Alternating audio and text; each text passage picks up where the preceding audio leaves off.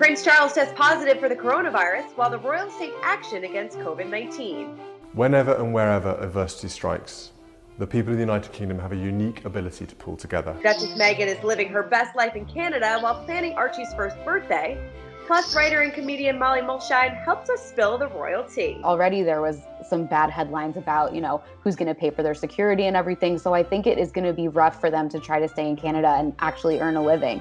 We've got that plus so much more in today's Royally Us. Hello to our fellow royal lovers and welcome to Royally Us. I'm Christina Garibaldi. That's Carly Ledbetter from HuffPost.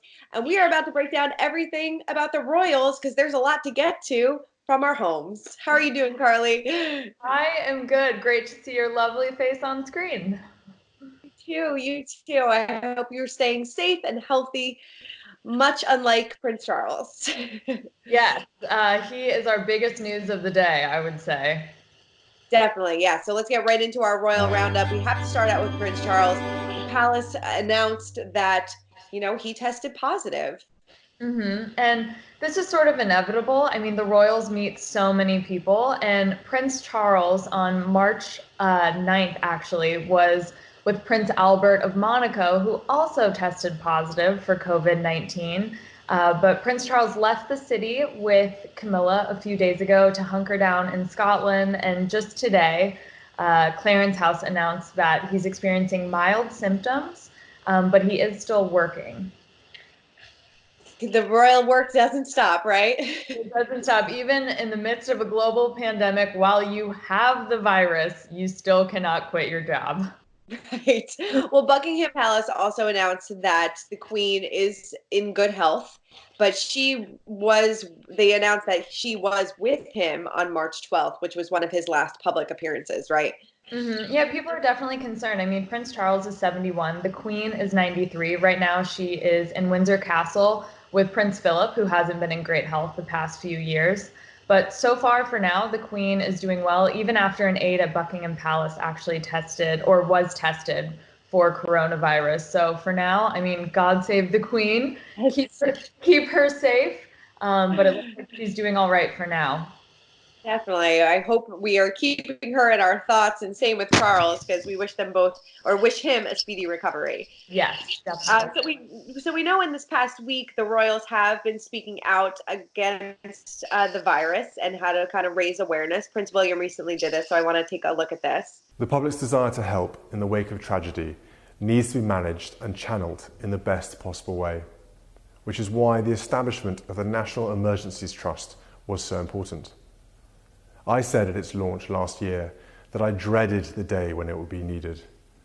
Sadly, with the outbreak of COVID-19, that day has come faster than any of us would have hoped. So he actually made a statement on his Instagram, right?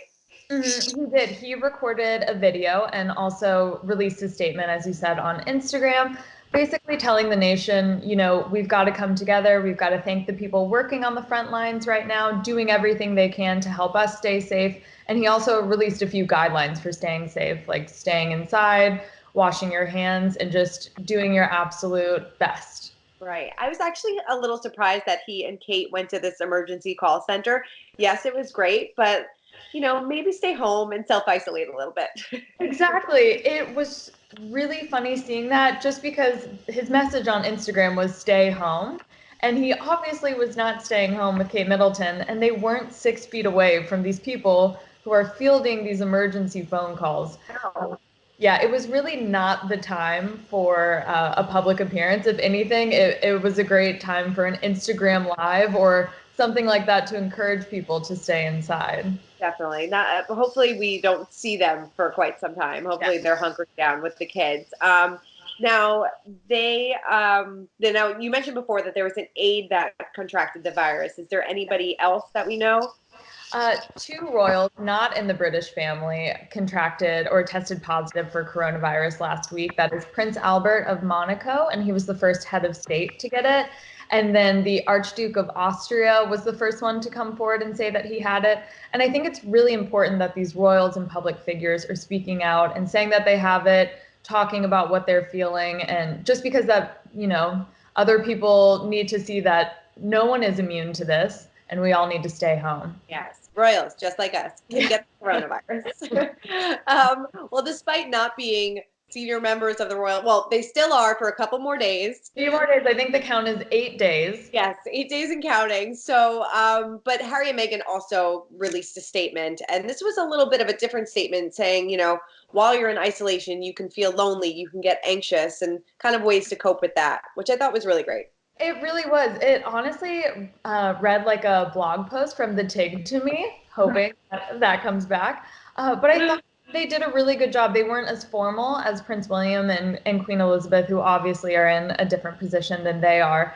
But they spoke about something we're all experiencing right now. Some of us are bored. Some of us are really lonely. Some of us are really sad. We're grieving this time spent away from our families. So once again, they're pushing mental health to the forefront.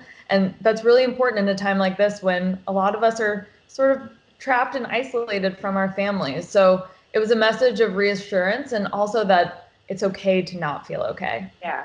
It felt like almost like Meghan could have been writing this herself too, because I mean, they're technically have been in isolation for a couple months now, ever since they went to Canada. Right. They know better than any of us that it's important to get out and take walks if you can do that, just to focus on family and to reach out to loved ones right now. But exactly, I sort of expected Meghan to sign off on one of their posts, and maybe in a few days we'll see that. Maybe. And I was super disappointed, but understandably so, that Harry had to cancel the Invictus Games. And I know that this is something that he looks forward to every single year. He does. This is really his biggest event of the year, and it was supposed to take place in The Hague in the Netherlands in May 2020. They are not postponing it to just another month. They're postponing it an entire year. Right now, they're going to try and figure out if all the sponsors will be in, but most importantly, Harry sent out a message to everyone who participates in the games, and he was really great about saying, "I know you guys are really disappointed. We tried to do everything. We've never seen anything like this. There's just no possible way we can even delay it." So yeah, well, one more year, May or June of 2021, they said. Yeah, I think we should just cancel the rest of 2020. Like, I mean, it seems like it's happening, right? The past 3 months has been so wild. We don't know what's going to come in the next few months. I completely agree with you. Just let's skip ahead. Right, seriously. All right, let's fast forward. Okay, so I want to bring in writer, comedian, and host of Diva podcast, Molly Mulshine, who is in London and is going to help us spill the royal tea. Well, Molly, thank you so much for joining us. I really appreciate it. Thank you so much for having me. And you are coming all the way from London. Yes, live in East London, coming at ya. Yeah, so we and I were just talking about, obviously, the big news out of London is that Prince Charles has tested positive for the coronavirus. What's kind of the vibe over in London about everything going on right now? Well, the general vibe, I would say, is slightly less confused than the US, but still kind of confused, if that makes sense. I mean, we're now in a lockdown that's been mandated by Boris Johnson and by the government, which I think a lot of people are grateful for, because it does take away some of the confusion and some of the free will of people who were ignoring the suggestions to go out. So people are definitely thankful for that.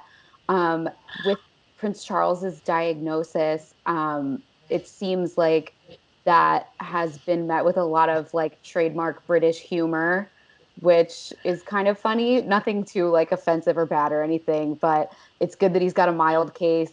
People seem to be in pretty good spirits about it, and everyone's just hoping that he hasn't been around the Queen, which it looks like he hasn't since March 12th. So, What has your reaction been to, the royals and how they've spoken about COVID-19? We were talking about earlier that William and Kate visited an emergency call center, even when people should be staying home. Right. I think that this particular moment in time should be kind of a slam dunk for the royals. I think there's a lot that they could be doing that's very similar to what Queen Elizabeth and her family did during World War II, which was that they were photographed going outside. Obviously, that's not the right approach for this particular thing, but they really just showed people that they were in the same boat as everyone. And I think that they could use a little more of that right now. I think it would be really nice for people to see maybe Kate and Will attempting to homeschool the kids, you know, and maybe see a little broadcast from the Queen saying everything's okay. And I find it really interesting that none of that has really gone on yet, because it does seem super simple. It seems like they could really get a lot done without leaving the house, to just boost people's morale. But maybe that will come in the future. I mean, it's still early days, so I guess we'll see. Let's talk a little bit about Meghan and, they're only a few days away until they're not senior members of the royal family anymore. Like, what do you think life is going to look like for them moving forward? Well, I think they picked a really interesting, I mean, it would have been an interesting time no matter what, but now with this pandemic and with everybody locked in and the whole entertainment industry shutting down, that is going to make it a lot harder for them to sort of bring in any revenue and make money and become self-sustainable, because that obviously would be speaking at conferences, speaking at meetings, doing entertainment jobs. Those seem to be the things that was the direction they were moving in. So it's going to be interesting to see how they cope with that. But I think they definitely are on the right track with posting on Instagram about the lock-ins and everything. But I think the other interesting thing is them being in Canada.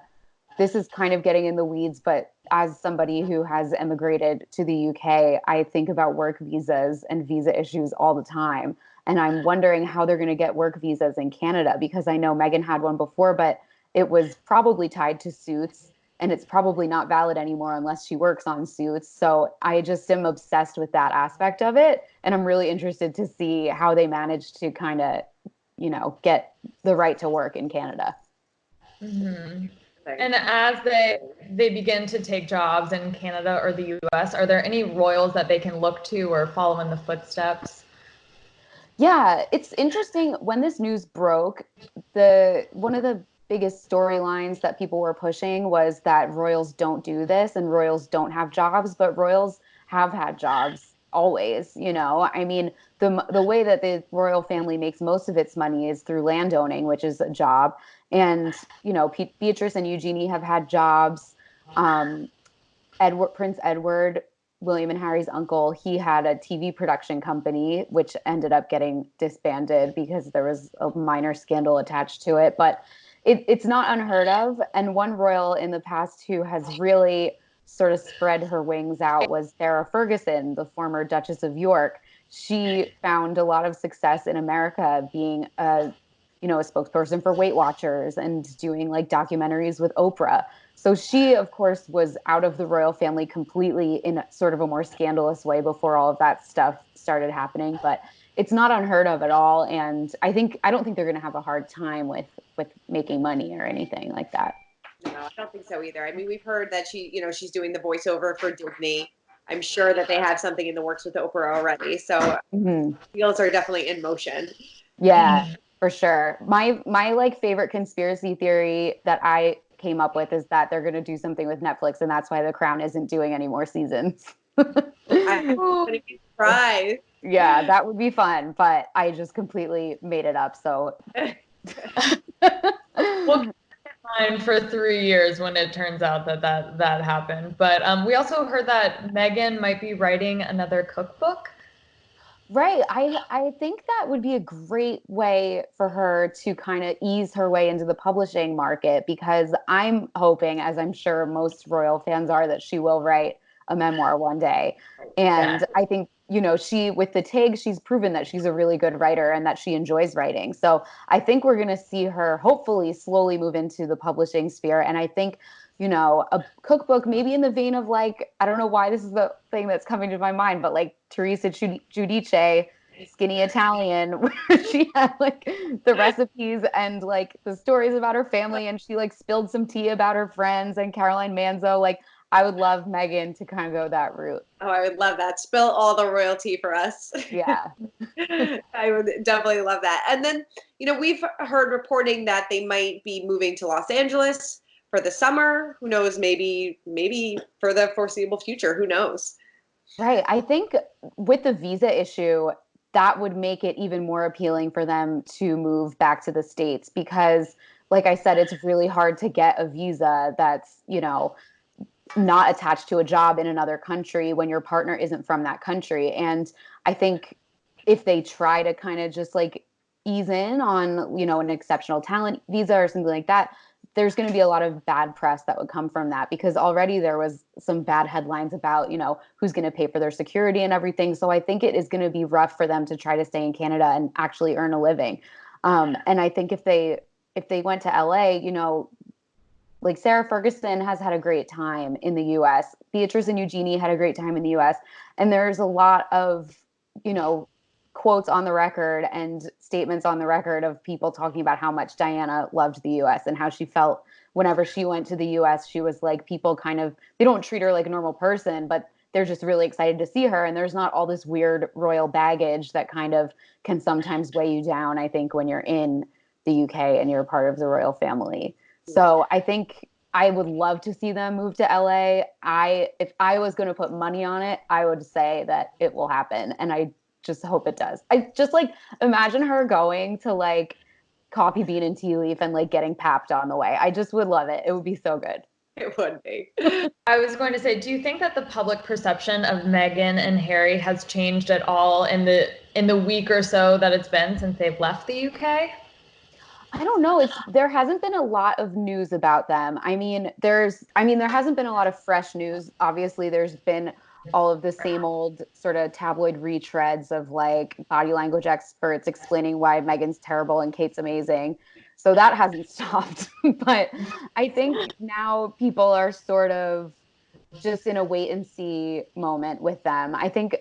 Unfortunately, them leaving definitely turned a lot of British people against them. Not a lot of British people, but I would say probably a vocal minority of people were very confused by the way that they did it, and the way that the Queen was allegedly caught off guard, which according to more recent reports that have come out, it doesn't seem like that was even really the case. But it soured a few people on them, but I think a lot of other people, especially younger people, are like, good for you. Because, I think people that are closer to our age and younger sort of grew up with Harry, feeling like he was kind of one of us. And if you had ever paid attention to the things that he would say in interviews, you would have seen that he has been kind of questioning his place in the royal family for so long. So I don't think some people are angry at them in the UK, and other people are like, yeah, this has been such a long time coming, and it probably would have been the case with whoever he married, and good for him, even, some people would be saying. What do you think of reports or rumors that Harry and Meghan could be back in the UK permanently in a year when they revisit this agreement? Do you think there's any chance they would go back? I think in light of what's going on now with the pandemic, I think it would be way more likely now that they would come back than if you had asked me 3 weeks ago. I have no idea. I don't really know what they would be planning, but in terms of if things keep going the way they're going, it really wouldn't surprise me at all. Interesting. I guess we'll just have to wait and see. Well, Molly, thank you so much for joining us. We really appreciate you taking your time, and stay safe, stay healthy out there, and make sure everybody listen to Molly's podcast, Diva Behavior. Thank you, guys. Thank you so much. The coronavirus, we've been talking all about it, but it actually could make history yet again for the Queen, because there's some rumors that she might be addressing the nation, right? Mm-hmm. Yes, nothing has been confirmed yet, but it is definitely on the docket. The Queen has rarely addressed the nation. She only does this in times of absolute crises. The last time she did this was 2002, before her mother's funeral. She did it again in 1997 for after Princess Diana's death, and then in 1992 for the Gulf War. So that shows just how absolutely serious this situation is. That the Queen is going to come forward, and that'll be a real show of strength and solidarity for the people of the UK, and also reassure a lot of us that she's healthy now that we know she's been in contact with Prince Charles. I wonder if she's going to do, how she's going to do it. I've heard rumors that maybe FaceTime or Skype or something like that. Right. She said she's a very modern royal. She tweeted a few years ago. So we've been wanting this Instagram live from a royal. Maybe she'll be the first one. That would be very interesting to see. It really would be. And, a lot of things are changing at the palace. The changing of the guard they're no longer doing that to the public, right? Mm-hmm. Right. And again, this is just unprecedented. The royal family doesn't stop for anything. And the fact that, the UK is on total lockdown, things aren't going to go about the way that they usually do. So yeah, it's all of these iconic things are being stopped, and, we'll have to see more to come. So we mentioned before that the Queen is in Windsor Castle, and this is actually kind of cool. So I want to break down the royal rules, but instead this week I want to break down the palace walls because the royals are actually doing something really fun, and I thought this was cool. If you're home and you're bored and you want to take a tour of the royal palace, you can do so from your living room, right? You can, and you can see rooms that you would likely never have access to. One of the tours that I've taken is I've gone to Windsor and explored Windsor Castle, where the Queen currently is. And one thing that I was really, really excited to see was St. George's Hall, which is where Harry and Meghan had their wedding reception in 2018. Because the wedding was televised, but we were not invited to the reception, so it was neat to check out those grounds. You can also look at Buckingham Palace, which has 775 rooms, which is really hard to grasp because I live in a studio. But I would check out the throne room there, so you can pretend to be a king or a queen, and then check out one of the 78 bathrooms that the palace has. Who needs 78 bathrooms? It would take you over a month to use each one. It would take hours to even explore them virtually, but I just, there's so much curiosity there. Are the royals just like us? Probably not. Probably not at all. All right, so before we wrap up, I want to, of course, check in on our pint-sized palace, and we actually have a lot of news from the kiddos this week. It's new. Yeah, it's actually, I cannot believe this, that Archie is about to be a year old on May 6th, which blows my mind. It really does. And we're all just really wanting pictures of Archie during this really tough time. So hopefully we get a nice little slideshow there. But I can't believe that he's 1. And I know that Us Weekly is reporting that Meghan and Harry will be in Balmoral with the Queen. Again, these might be belated birthday celebrations that we see later in the summer. But they have a picnic planned with the Queen, which sounds idyllic. I know. And we're also reporting that the Queen wants to give Archie a rocking horse for his birthday, which is adorable. Hopefully I don't know how they're going to store that in the overhead bins back to Canada. Right. Okay, they might have to ship that one back. But I guess when you have everything, maybe you need more rocking chairs. I love it. Yes. And we're also hearing that they're going to do a separate party in Canada with Meghan's mom, Dorinda, and her friend Jessica Mulroney. So I'm sure Archie will be very well celebrated. Yes, 2 birthdays when you're turning 1. You can't ask for anything more. Yes. And then also last week over in the UK, they celebrate Mother's Day. And Prince George did something special for his mom, Kate, right?